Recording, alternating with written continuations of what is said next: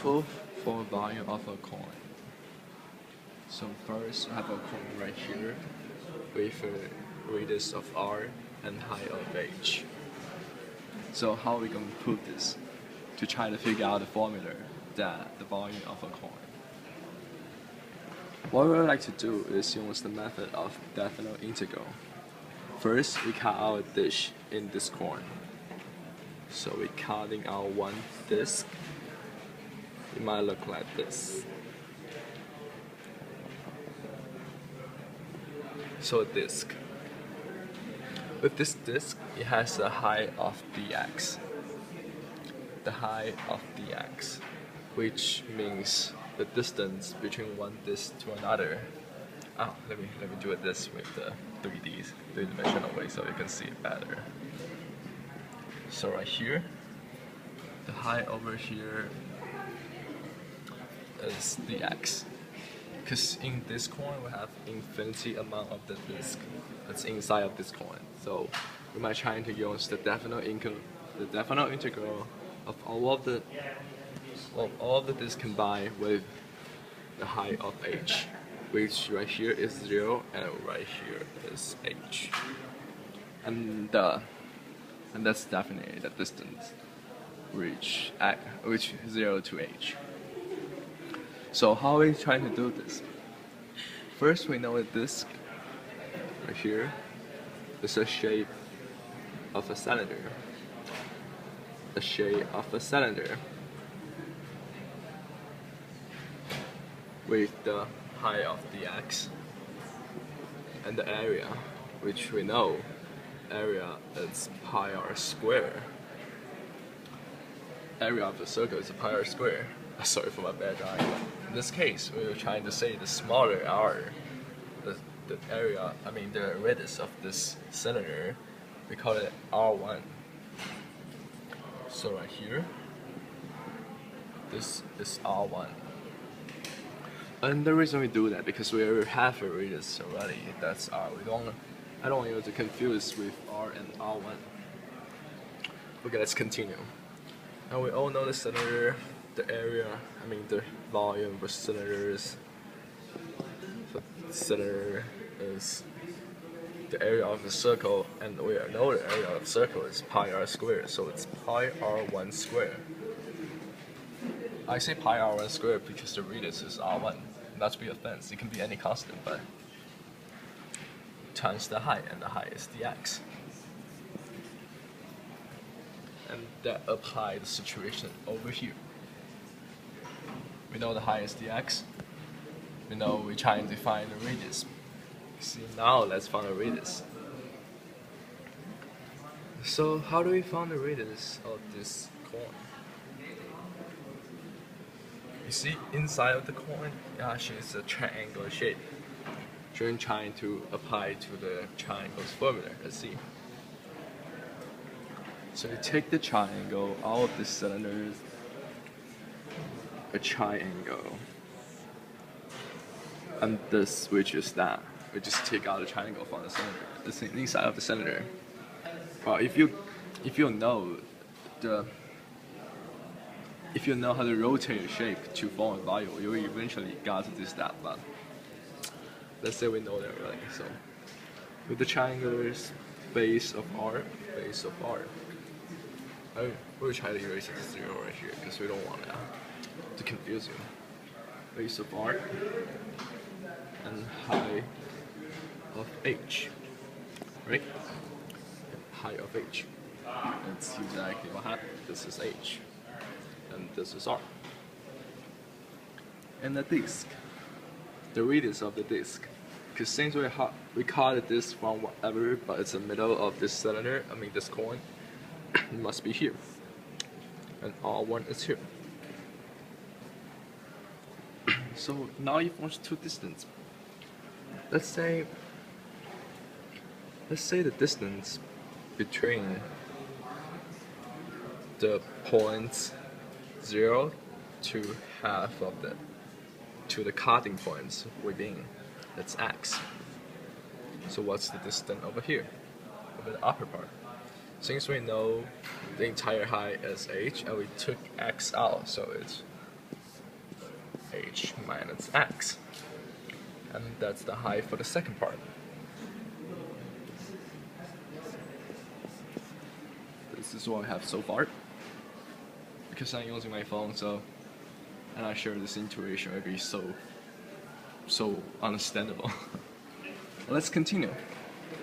As many of you should know or you shouldn't know yet, right here we have two similar triangles. One is the upper one, right here. This is triangle A. So triangle A, and the bottom one, the big one, is triangle 2. I mean triangle 1, triangle 2. And they have the similar angles. If you don't believe me, you can try to cut a perpendicular line to one triangle, or a right triangle, I would say. You will get a similar triangle. And law of similar triangles says, law of similar triangles, if you have two similar triangles, triangle A, triangle A, B, C, it's similar to triangle D. Sorry, DFG. DF. Oops.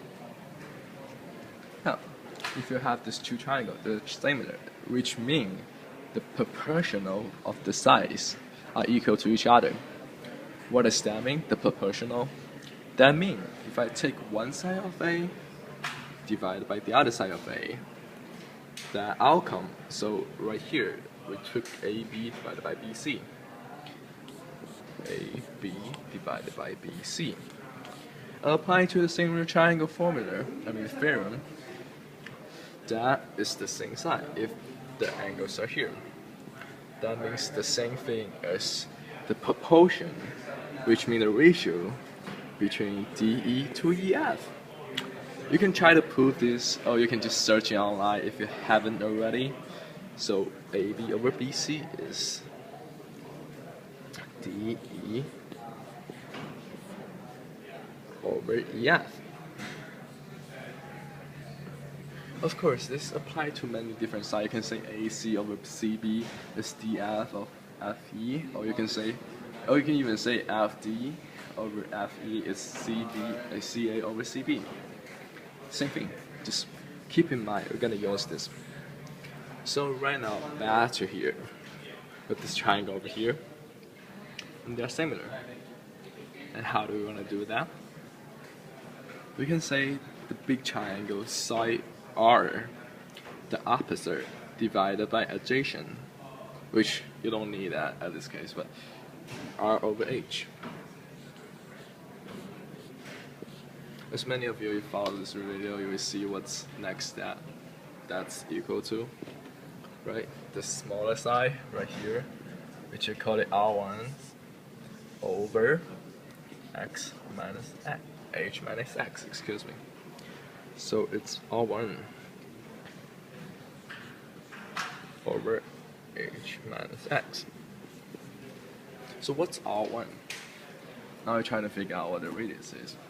Well, we know how to multiply things, and we know how to isolate things. So, if we times the formula both sides by H minus X,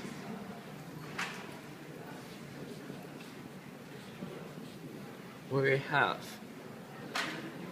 that leads us to H minus X times R over H equals R1. That's R1. So this formula over here, H over minus X times R over H, it's the radius of this smaller. It's the radius of this smaller circle over here. It's the radius of this smaller circle of the smaller cylinder, or whatever you would say that. It's also the base of this. And right now we're trying to find the volume of this cylinder. And how we're able to do that? We know the volume of the cylinder is pi r squared, which is in this case pi r1 squared times dx. Cool. So we're taking this entire formula times by, so the volume of the cylinder over there, the volume of the cylinder, if you can understand what I'm saying, is pi r squared, r1 squared. In this case, r1 is h minus x square r square h square. Because in a function, if you want to square things, you have to square every single term of them. It's just a simpler, it's an easier way to do this.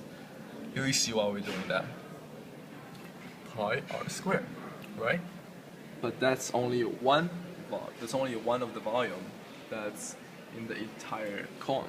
So if we have infinity, we have infinite number of this cylinder. Like, imagine that if you have infinite volume of the disk that's in your cone, that you can build all cones. Now we apply to our integral formula. It's the definite integral from 0 to h. It's y to 0 to h because the height is h. Times the area. Oh, sorry. Right here, the volume have times dx too, because dx is the height of this smaller cylinder, I would say. So we want a constant on that side. That's pi times r square h square. Okay, this right here is also a constant. Just keep in mind. And h minus x square. The radius, not a radius, but just h minus x squared. This whole thing is the radius square times dx. So right now you might see this is similar. It's familiar now because it's the definite integral with a number to a number, and we have a dx at the end, right? So what do we have to do next? Of course, we want to take the antiderivative of this, so we can figure out what the area is, and we can times pi and times the height. But before that, I want you to substitute h minus x to u. So let u equal h minus x. Why do we want to do that? Good question. We want to do that because right here, h minus x, which is two different variables, you don't want to do that. In this case, it's way easier if you just let u be h minus x. So moving on. If we switch the u on this variable, we have to also switch the terms that from definite integral. So right here is x equals 0, x equals h, and if we substitute for the u, then we will get the definite integral pi times h minus x, and x in this case is h, which is 0, and h minus x. So x is 0, h minus 0, that's h. From what? From r squared over h squared. Why is that? Because r squared over h squared, is just constant. You don't move that, no matter how you gonna solve this problem. And u squared du. Oh, now you ask me negative du actually. Now you ask me how do I know it's negative du? So if u is h minus x, right? And h is just a constant, so the derivative du over dx is just going to be -1, right? Because it's a constant plus -x. So usually as dx is negative du, negative 1 du, which is the same for negative du. And right here we have negative du too, right? Now, if we have a negative sign, if we times the integral by negative 1, then which means we switch the terms around. So we want to get off this negative 1 right here.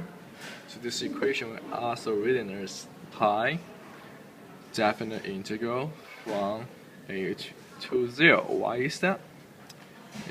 R squared, sorry, let me finish this one. R squared of h squared u squared du. And why is that? Because we replace the negative du. This is times the negative du, which is negative 1 times du. We replace the negative 1, we times the negative 1 to the integral, which switch the terms around from h to 0. Right now it's 0 to h. Simple enough, right? And still keep in mind, this is just a constant. So the equation will be pi times the this is just a constant times the constant, because pi is a constant too, we know that, or h over 2. That's integral, so we want to take the antiderivative of that, which antiderivative of u squared is just really u to the third over 3. If you don't know how to integrate this fast enough, I recommend you to do more practice. Let the integral and derivative constant of table be your second nature, so you can know that when you're going to use it. So it's this formula from h to 0. Fair enough.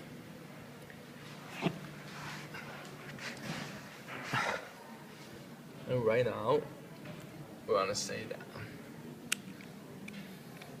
we plug in h to the equation, so it's really just pi times r squared h squared times h to the cube over 3. Right? Yeah. So we cancel all the h's on both sides. We got h left on that side. And what